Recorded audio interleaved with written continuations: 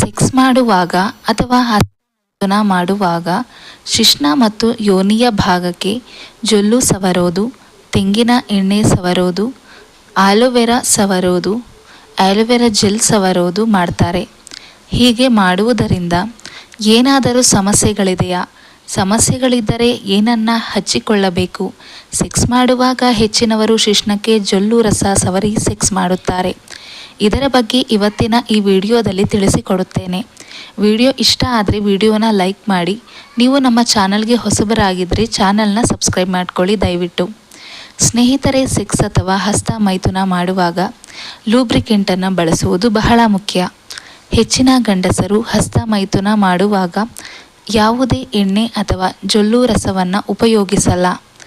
ಬದಲಾಗಿ ಸೋಪು, ಶಾಂಪೂನ ಉಪಯೋಗಿಸುತ್ತಾರೆ. ಇನ್ನು ಕೆಲವರು ಇವು ಯಾವುದನ್ನು ಉಪಯೋಗಿಸದೆ ಬರೀ ಕೈಯಲ್ಲಿ ಹಸ್ತ ಮಾಡಿಕೊಳ್ಳುತ್ತಾರೆ. ಆದರೆ ಸೆಕ್ಸ್ ಮಾಡುವಾಗ ಕೆಲವು ಗಂಡಸರು ಶಿಶ್ನ ಮತ್ತು ಯೋನಿ ದ್ವಾರಕ್ಕೆ ಜೊಲ್ಲು ರಸ ಎಣ್ಣೆಯನ್ನು ಸವರುತ್ತಾರೆ. ಇಲ್ಲ ಅಂದರೆ ಆಲೋವೆರಾ ಜೆಲ್ನ ಸವರುತ್ತಾರೆ, ವ್ಯಾಸ್ಲಿನ್ನ ಸವರುತ್ತಾರೆ. ಯಾಕೆ ಹೀಗೆ? ಎಂಜಲು ಎಣ್ಣೆ, ವ್ಯಾಸ್ಲಿನ್, ಆಲೋವೆರಾ ಜೆಲ್ ಸವರುವ ಉದ್ದೇಶ ಶಿಶ್ನ ಸಲೀಸಾಗಿ ಯೋನಿ ಒಳಗೆ ಹೋಗಲು. ಹಿಂದಿನ ಕಾಲದಲ್ಲಿ ಈಗ ಇರುವ ಥರ ಬೇರೆ ಬೇರೆ ಲೂಬ್ಗಳು ಇರಲಿಲ್ಲ. ಆ ಸಮಯದಲ್ಲಿ ಎಣ್ಣೆಯನ್ನು ಉಪಯೋಗಿಸುತ್ತಿದ್ದರು. ಆದರೆ ಆ ಎಣ್ಣೆ ಎಷ್ಟು ಹಳೆಯದು, ಅದು ಬಾಟಲಿನ ಮುಚ್ಚೆಯಿದ್ದ ಗುಣಮಟ್ಟದ ಇದನ್ನೆಲ್ಲ ನೋಡ್ತಾ ಇರಲಿಲ್ಲ.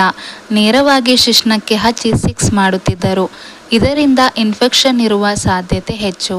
ಜನರು ಸೆಕ್ಸ್ ಮಾಡುವಾಗ ಹೆಚ್ಚಾಗಿ ಏನನ್ನು ಉಪಯೋಗಿಸುತ್ತಾರೆ ಅಂತ ಕೇಳಿದರೆ ಮೊದಲನೆಯದಾಗಿ ವ್ಯಾಸ್ಲಿನ್. ಸಾಮಾನ್ಯವಾಗಿ ಜನರು ಅಂದುಕೊಳ್ಳುವುದು ವ್ಯಾಸ್ಲಿನ್ ಉಪಯೋಗಿಸುವುದರಿಂದ ಸೆಕ್ಸ್ ಮಾಡುವಾಗ ಅಥವಾ ಹಸ್ತ ಮೈಥುನ ಮಾಡುವುದರಿಂದ ತುರಿಕೆ ಬರಲ್ಲ, ಚರ್ಮದಲ್ಲಿ ಬಿರುಕು ಬೀಳಲ್ಲ, ಘರ್ಷಣೆ ಉಂಟಾಗಲ್ಲ ಅಂತ. ಆದ್ದರಿಂದ ವ್ಯಾಸ್ಲಿನ್ ಉಪಯೋಗಿಸುತ್ತಾರೆ. ಆದರೆ ವ್ಯಾಸ್ಲಿನನ್ನು ಸೆಕ್ಸ್ ಲೂಬ್ ಆಗಿ ಉಪಯೋಗಿಸುವುದು ತಪ್ಪು. ಹಲವಾರು ಸಂಶೋಧನೆಗಳಿಂದ ತಿಳಿದು ಬಂದಿರುವುದು ಏನೆಂದರೆ ವ್ಯಾಸ್ಲಿನ್ ಉಪಯೋಗಿಸುವುದರಿಂದ ನಿಮ್ಮ ಸಂಗಾತಿಗೆ ಬ್ಯಾಕ್ಟೀರಿಯಲ್ ವೆಜನೋಸಿಸ್ ಸಮಸ್ಯೆ ಬರಬಹುದು. ಇದು ನಿಮ್ಮ ಸಂಗಾತಿಯ ಯೋನಿಯ pH ಮಟ್ಟವನ್ನು ಏರುಪೇರು ಮಾಡುತ್ತದೆ. ಈ ಸಮಸ್ಯೆಯಿಂದ ಹೊರಬರಲು ತಿಂಗಳುಗಟ್ಟಲೆ ವೈದ್ಯಕೀಯ ಚಿಕಿತ್ಸೆಯನ್ನು ಪಡೆಯಬೇಕಾದೀತು. ಎರಡನೆಯದಾಗಿ, ಜನರು ಸೆಕ್ಸ್ ಮಾಡುವಾಗ ಸಾಮಾನ್ಯವಾಗಿ ಜೊಲ್ಲು ರಸ ನಮ್ಮ ದೇಹದಲ್ಲಾದ ಸಣ್ಣ ಪುಟ್ಟ ಗಾಯಗಳನ್ನು ಕಡಿಮೆ ಮಾಡುತ್ತೆ. ಉದಾಹರಣೆಗೆ, ನಮ್ಮ ಕೈಬೆರಳಿಗೆ ಏಟಾದರೆ ನಾವು ಕೈಬೆರಳನ್ನು ಬಾಯಿಗೆ ಹಾಕುತ್ತೇವೆ. ಇದರಿಂದ ತಾತ್ಕಾಲಿಕ ರಿಲೀಫ್ ಸಿಗುತ್ತೆ.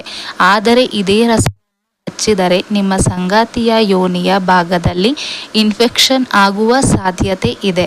ಇದರಿಂದ ನಿಮ್ಮ ಬಾಯಲ್ಲಿರುವ ಕೆಟ್ಟ ಬ್ಯಾಕ್ಟೀರಿಯಾಗಳು ನಿಮ್ಮ ಯೋನಿಯನ್ನು ಹೆಚ್ಚು. ಆದ್ದರಿಂದ ಜೆಲ್ಲ ಸಹ ಯಾವುದೇ ಕಾರಣಕ್ಕೂ ಒಂದು ಉತ್ತಮ ಆಯ್ಕೆ ಅಲ್ಲ. ಈಗ ನಿಮ್ಮ ಮನದಲ್ಲಿ ಮೂಡ್ತಾ ಇರಬಹುದು, ನೀವು ಯಾವುದನ್ನು ಎಂದಿದ್ದಾರೆ ಮತ್ತೆ ಯಾವುದನ್ನು ಉಪಯೋಗಿಸಬೇಕು ಎಂದು.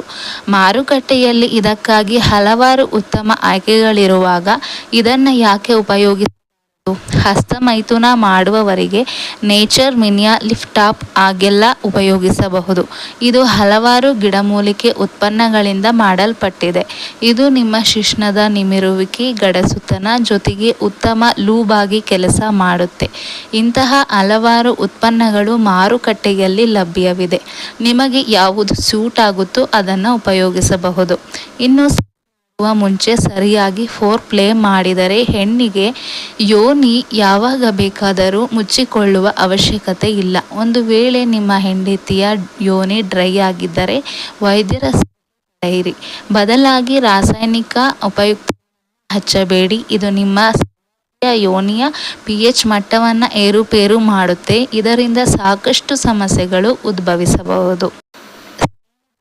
ವಿಡಿಯೋ ನಿಮಗೆ ಸ್ವಲ್ಪನಾದರೂ ಇಷ್ಟ ಆದರೆ ದಯವಿಟ್ಟು ನಮ್ಮ ಚಾನಲ್ನ ಸಬ್ಸ್ಕ್ರೈಬ್ ಮಾಡ್ಕೊಳ್ಳಿ, ಲೈಕ್ ಮಾಡಿ, ಶೇರ್ ಮಾಡಿ, ಕಮೆಂಟ್ ಮಾಡಿ. Thank you.